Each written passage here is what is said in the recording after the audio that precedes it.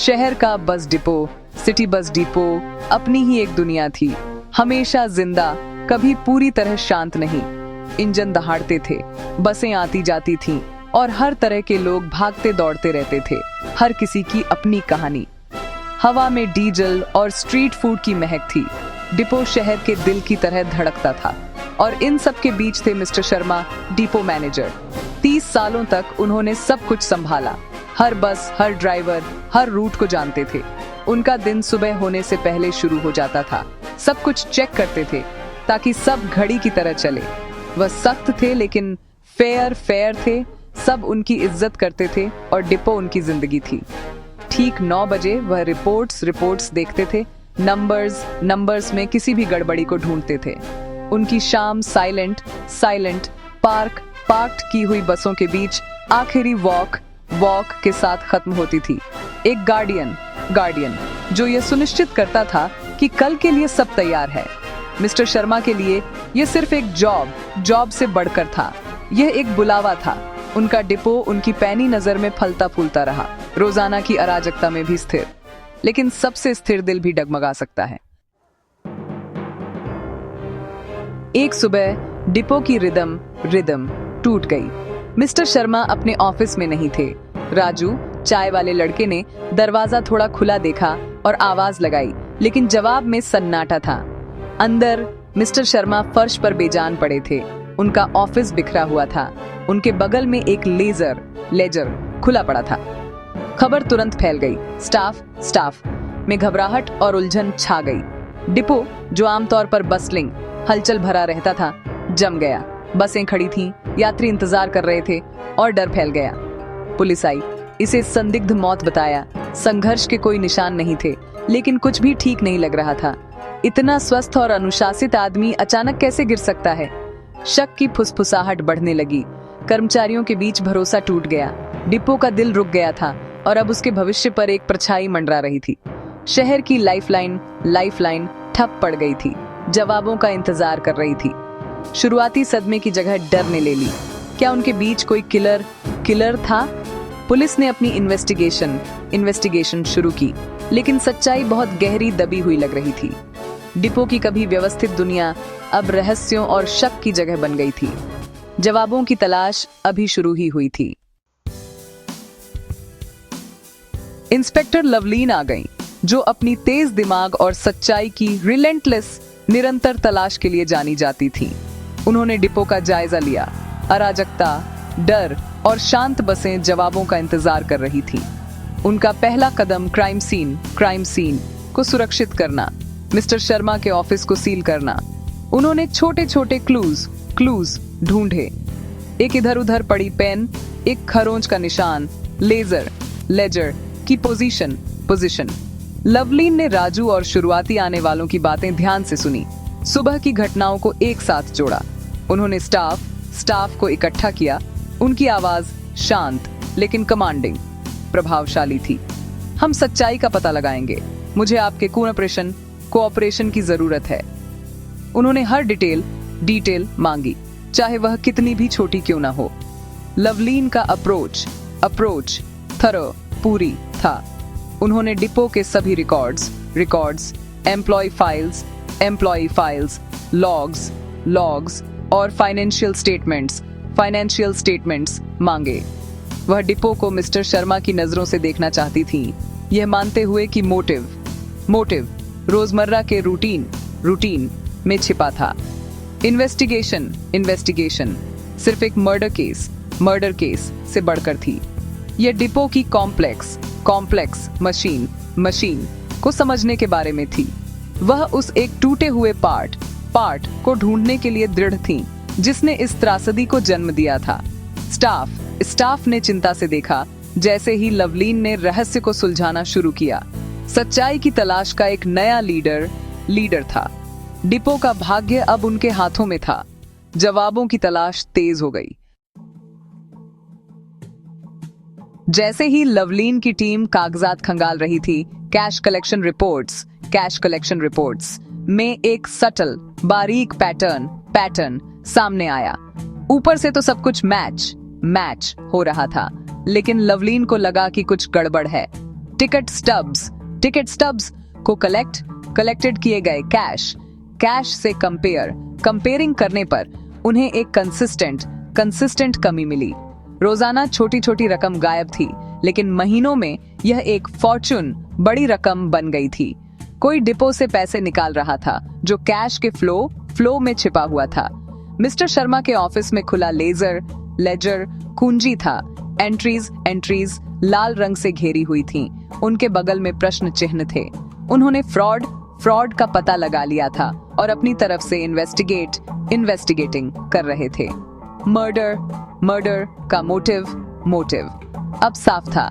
किसी ने अपने सीक्रेट को बचाने के लिए हत्या की थी। संदिग्धों की लिस्ट उन लोगों तक सीमित हो गई जिनकी टिकट काउंटर्स और कैश तक पहुंच थी। लालच त्रासदी के पीछे की ड्राइविंग फोर्स बन गया था। लवलीन को एहसास हुआ कि किलर ने एक गलती की थी। नंबर्स झूठ नहीं बोलते।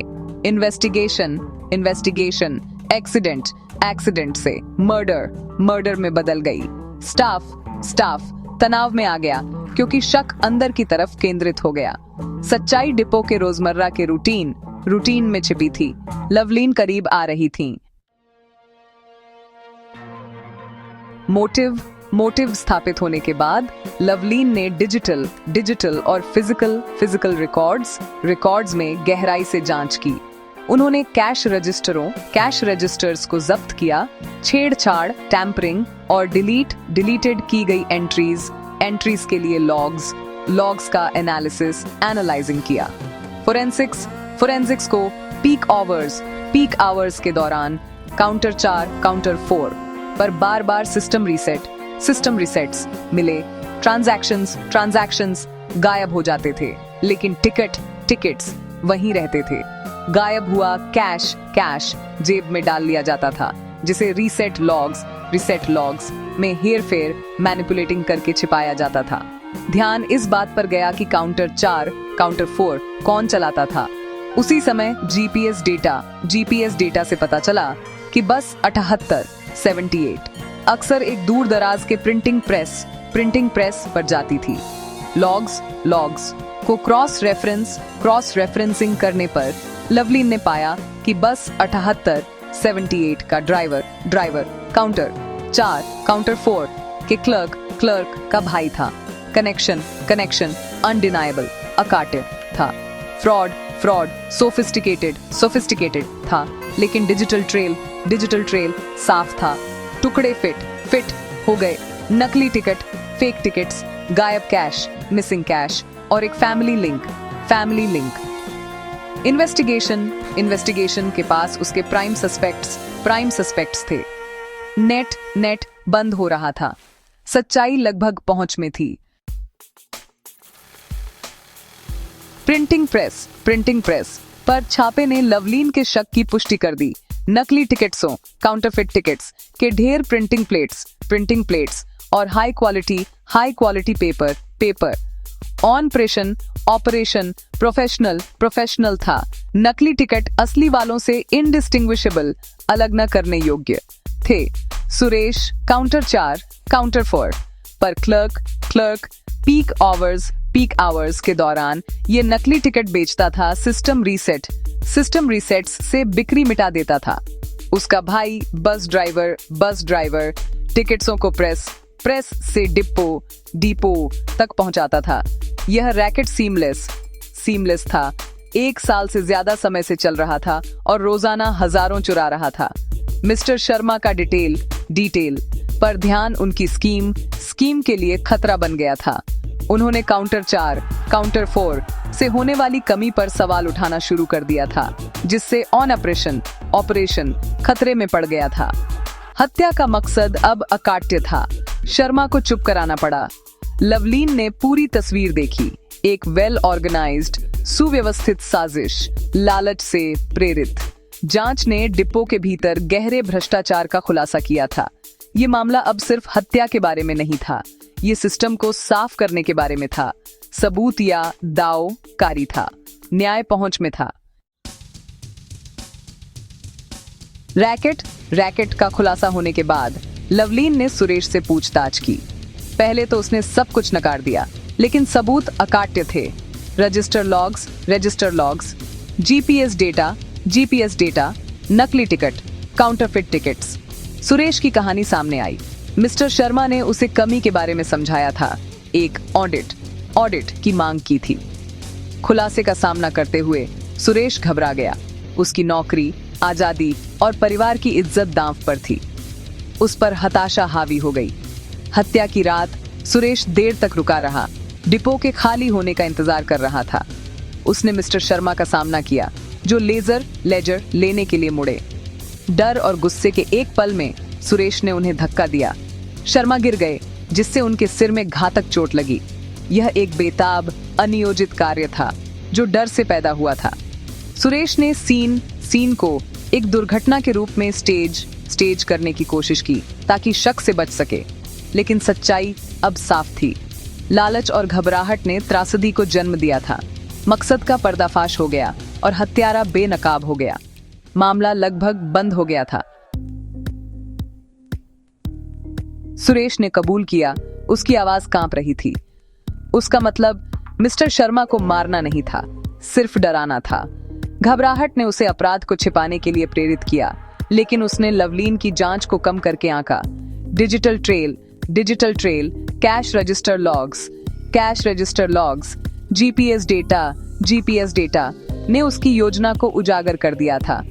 सुरेश ने टिकट रैकेट में अपने भाई की भूमिका स्वीकार की, हालांकि हत्या सिर्फ उसकी थी। दोनों को गिरफ्तार कर लिया गया। उनका आपराधिक उद्यम, क्रिमिनल एंटरप्राइज डिसमेंटल्ड, समाप्त कर दिया गया।